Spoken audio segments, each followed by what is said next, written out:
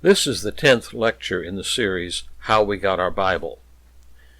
Much of the substance of this lecture is drawn from A General Introduction to the Bible, From Ancient Tablets to Modern Translations, by David Ewart. I am grateful to Zondervan Publishers for permission to make use of it. Today we look at the New Testament in manuscripts. We should perhaps begin by recalling that in the earliest years of the Christian faith, the churches practiced what may be called a letter exchange. When one congregation received a letter from, say, the Apostle Paul, it placed it in circulation. Colossians 4:16 says, "After this letter has been read to you, see that it is also read in the church of the Laodiceans, and that you, in turn, read the letter from Laodicea."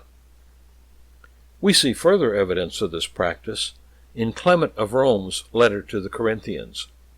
Clement, writing from Rome late in the 1st century, charges them, "Take up the epistle of the blessed Apostle Paul.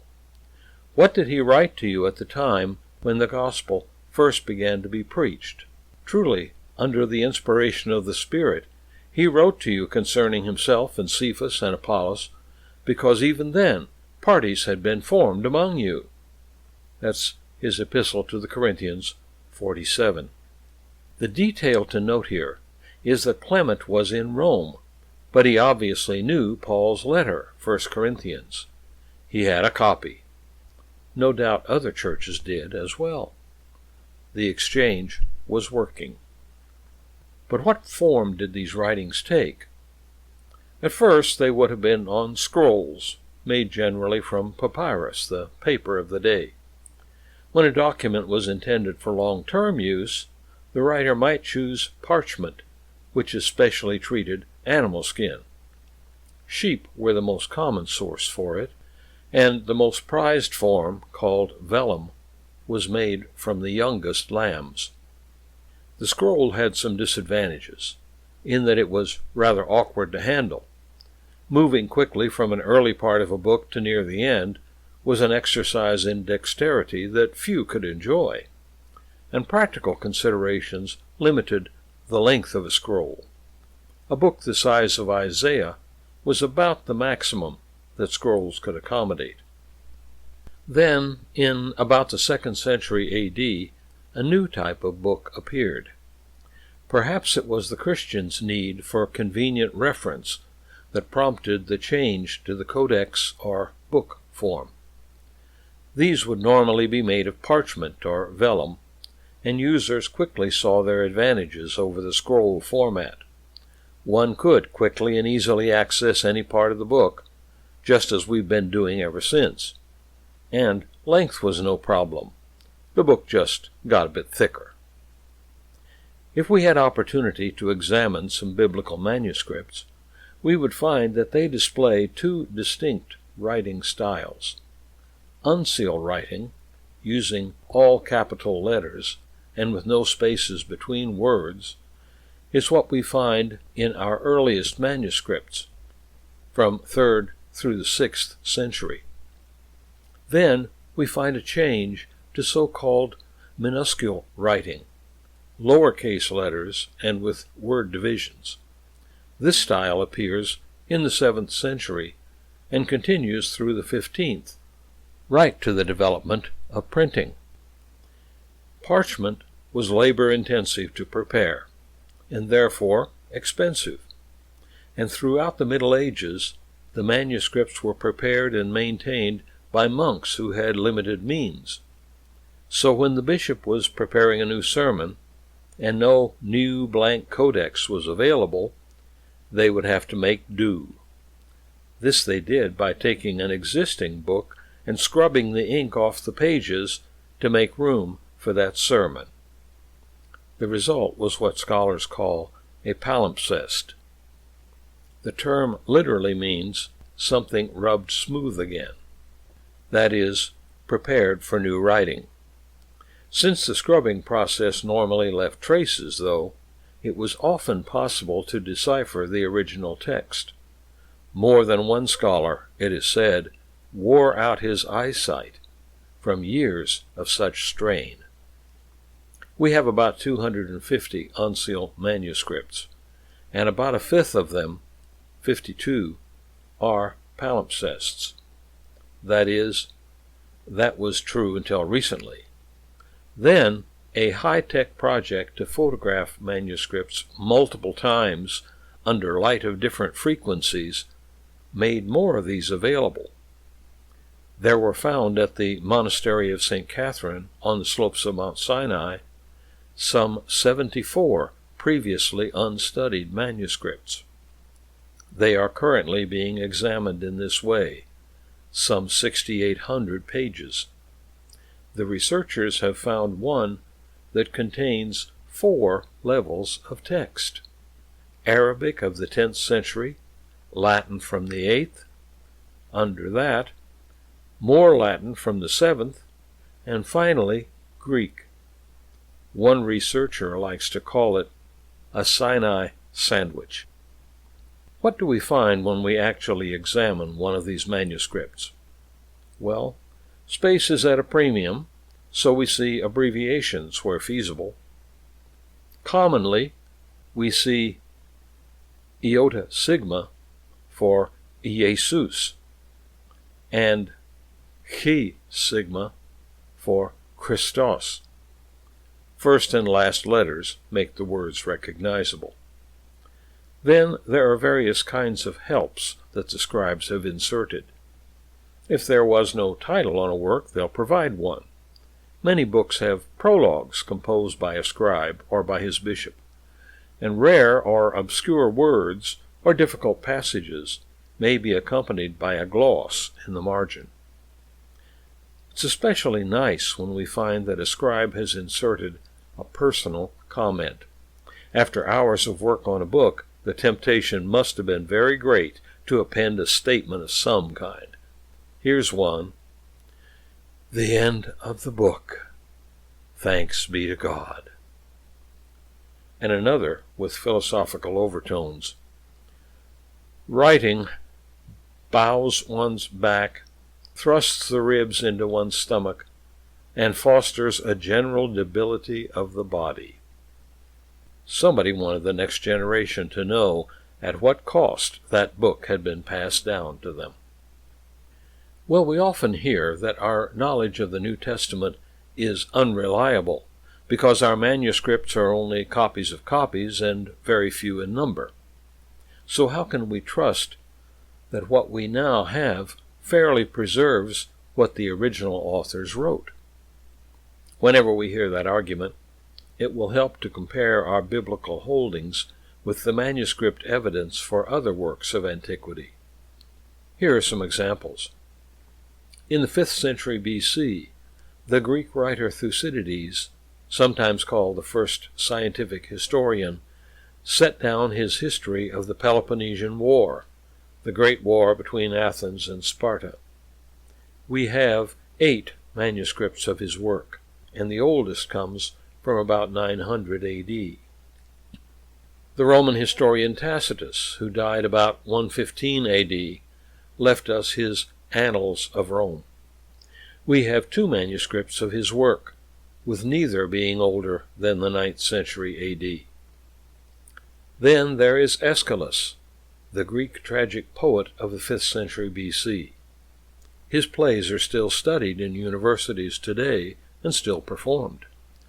We have 7 manuscripts of his work, and again, none date from before the 9th century A.D., some 14 centuries after his death.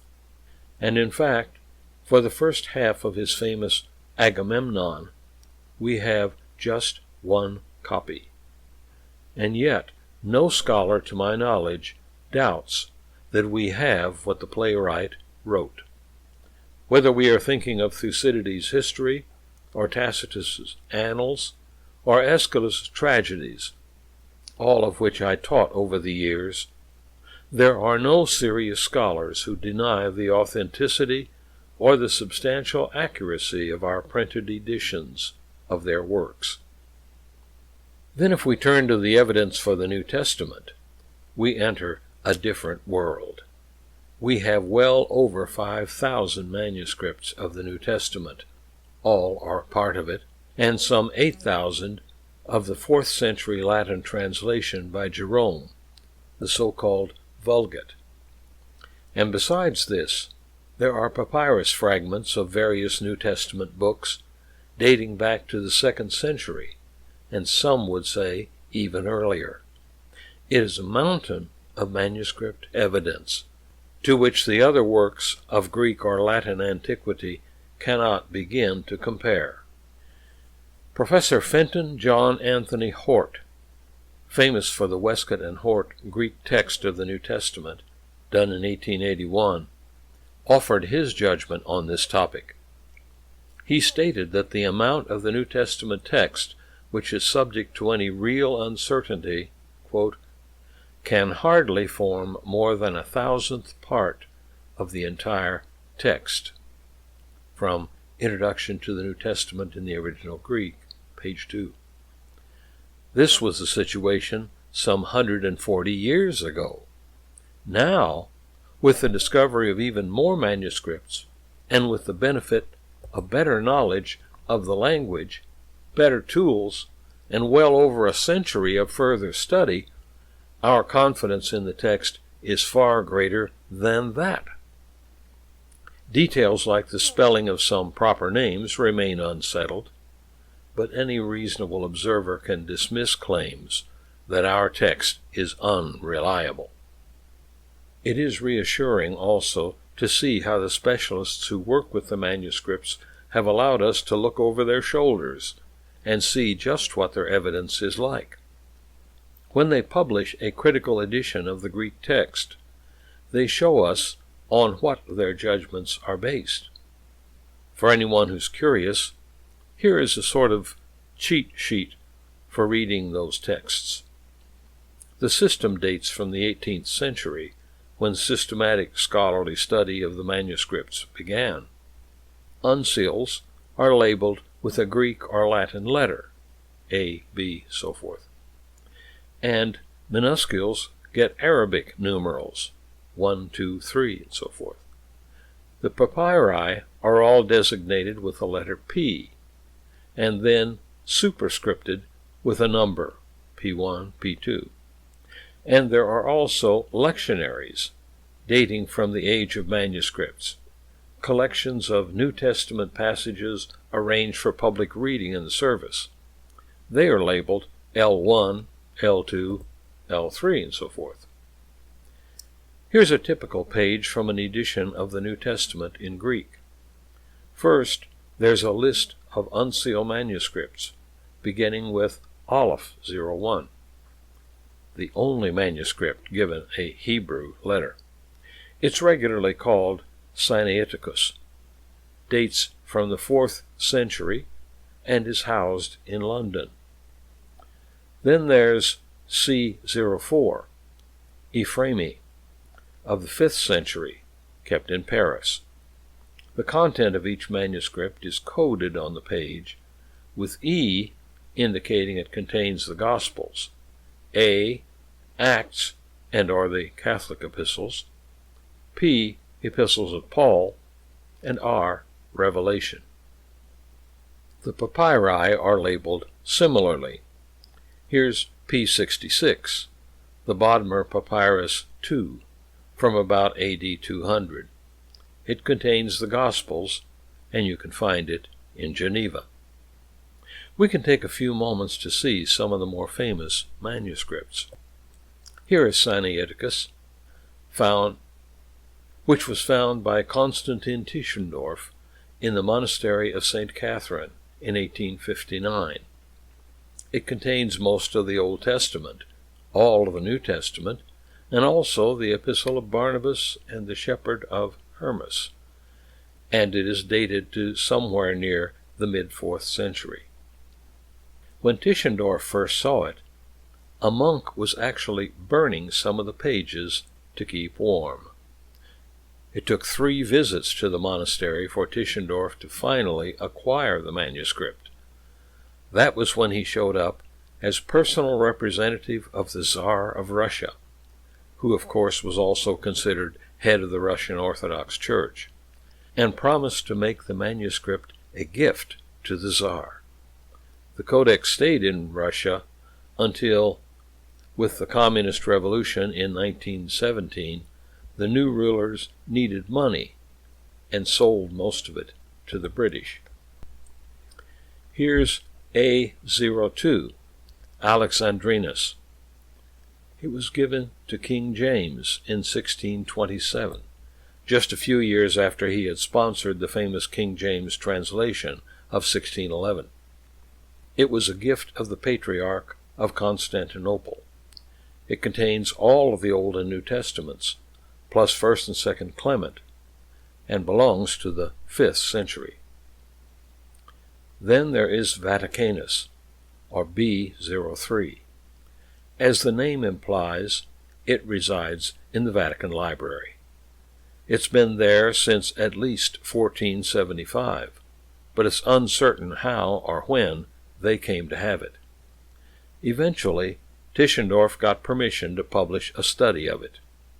It contains all of both the Old and New Testaments, up to Hebrews 9:14, and the rest is missing. Like Sinaiticus, it dates to the 4th century. Ephraemi, as you can see, is a palimpsest. It was reused in the 12th century for some sermons of Bishop Ephraim, and hence the name. Once again, it was Tischendorf who devoted countless hours to it, reading through the bishop's text to what was underneath. It has 64 leaves of the Old Testament and 145 of the New, and it was first composed in the 5th century. Now here's one more uncial, Codex Bezae, D05. Theodore Beza was a French Protestant theologian, a major figure in the Protestant Reformation. He produced an edition of the New Testament in both Greek and Latin, making use of this manuscript, which he later presented to Cambridge University. It contains only the Gospels and Acts, and dates from the 5th century. One unusual characteristic is that it contains both the Greek text and the Latin Vulgate, Greek on the left page, Latin on the right.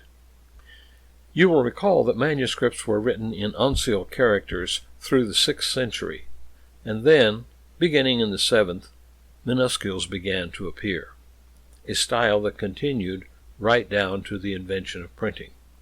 We have many more of these manuscripts, and scholars who study them can group them into families.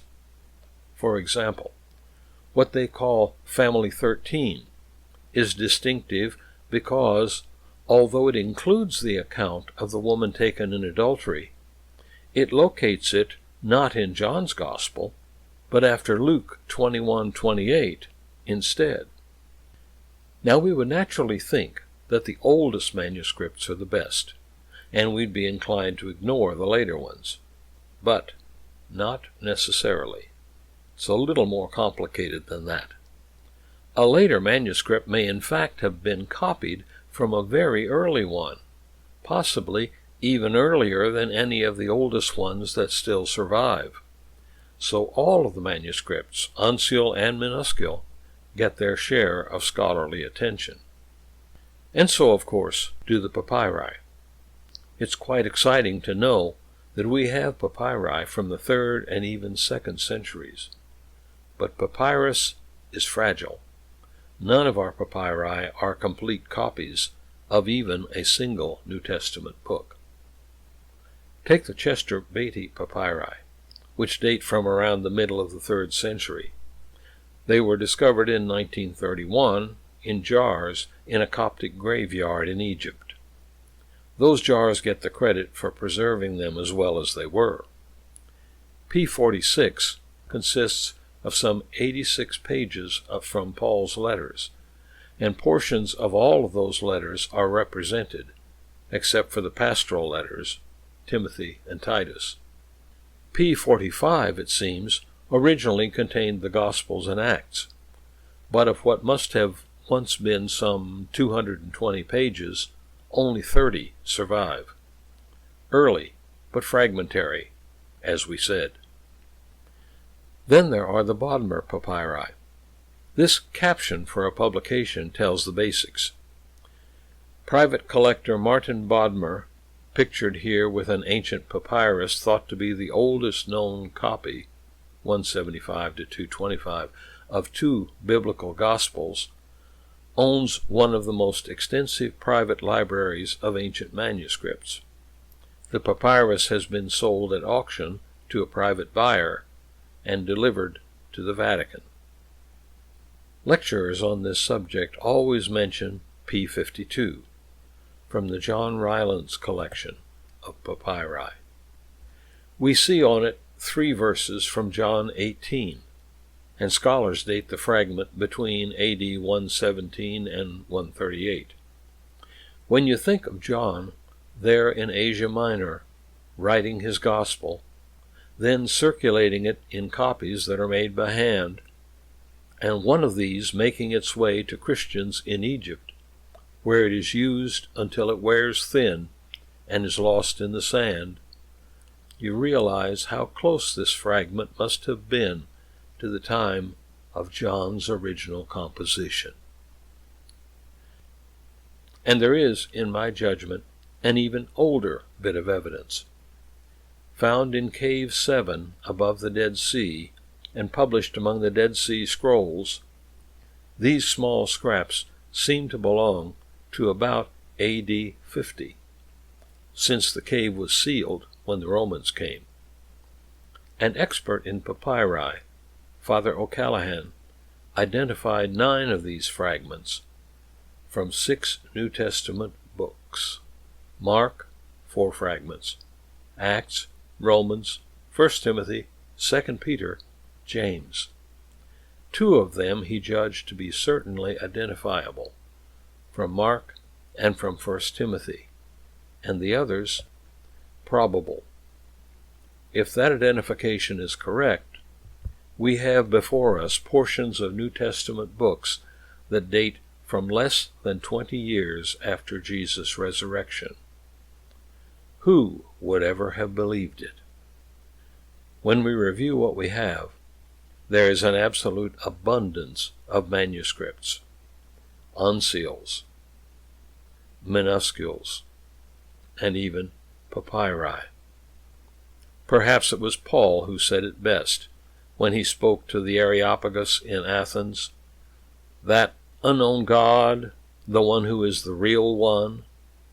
The Athenians might not know him, but, quote, yet he has not left himself without testimony. Acts 14:17. If you have questions about this lecture or any of the others in this series, you may direct them to me, Dr. Jerry C. Four, at yahoo.com.